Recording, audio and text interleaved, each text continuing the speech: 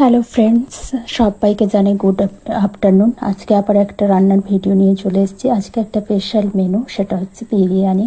Special রান্না বিরিয়ানি, যদিও বা রান্নাটা আমি করিনি, করেছে আমার বোন। আমি তাকে অ্যাসিস্ট করে দিয়েছি। সে আমাকে যেরকম যেরকম এটা সেটা দিতে বলেছে, আমি সেই অনুপাতেই করে দিয়েছি। তবে সত্যি কথা বলতে, আর দোকান থেকে কিনে আনা বিরিয়ানির থেকে আমার কিন্তু বাড়িতে বিরিয়ানি খেতে খুবই ভালো লাগে। সেটা চিকেন বিরিয়ানি হোক বা ভেজ বিরিয়ানি হোক, যে কোনো বিরিয়ানি আমার বাড়িতে খেতেই বেশি বাড়িতে বানিয়ে খেতে বেশি ভালো লাগে। কিন্তু আশ্চর্যের কথা, আমি কিন্তু নিজে কখনো বানাই না, অন্যরা বানায়, আমি খাই। আমার বাবা মায়ের কাছে আমার বোন বানায়, শ্বশুরবাড়িতে আমার যা বানায়, আর আমি শুধু খাই।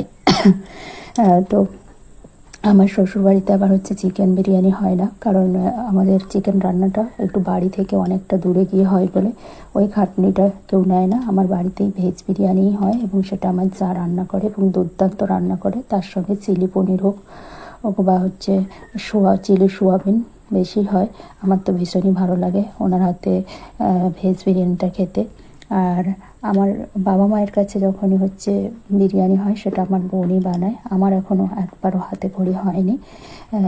আমি দেখি, তবে মনে হয় আমি পেরে যাব। তবে একবার করলে যে কনফিডেন্সটা আসে, সেটা কিন্তু দেখে দেখে দেখে দেখে কিন্তু সেটা আসে না। হাতে খড়িতে হাতে কলমে করলে যেই এক্সপিরিয়েন্সটা হয়, মনে তো হয় পেরে যাবো, কিন্তু যতক্ষণ না করছি ততক্ষণ যেন মনে হয় ঠিকঠাক ব্যাপারগুলো হবে না।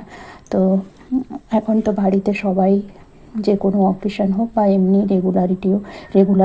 রেগুলার বেসিসেও বিরিয়ানি, যার যখন ইচ্ছা হয় সে কিন্তু বাড়িতে বানিয়ে খেয়ে নেয়। তো আমাদের বাড়িতেও হচ্ছে।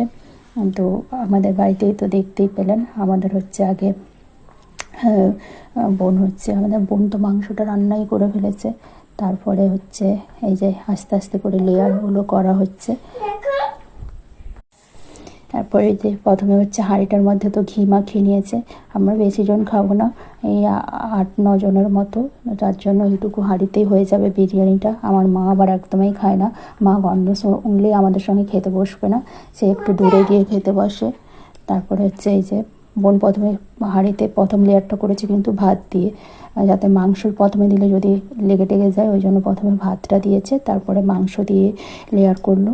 তারপরে একটু বিরিয়ানির মশলা দিল, তারপরে আবার একটু ভাত দিল, তারপরে আলু দিল, আবার একটু বিরিয়ানির মশলা দিল, তারপরে আবার একটু ভাত দিয়ে, তারপরে অবশিষ্ট যে মাংসটা ছিল সেটা দিল। দেখতেই পাচ্ছেন প্রায় হয়েই এসেছে লেয়ারটা শেষের পথে। তো আমাদের বাড়ির মতো কারা কারা সবাই এরকমভাবেই করেন নিশ্চয়ই, একটু 19-20 হবে হয়তো, কিন্তু প্রসেসটা একই আমার মনে হয়। এটা তো আমাদের অ্যাকচুয়ালি খাওয়ার ছিল না, এটা মুকুলদের কাছ থেকে আমরা নিয়ে এসেছি।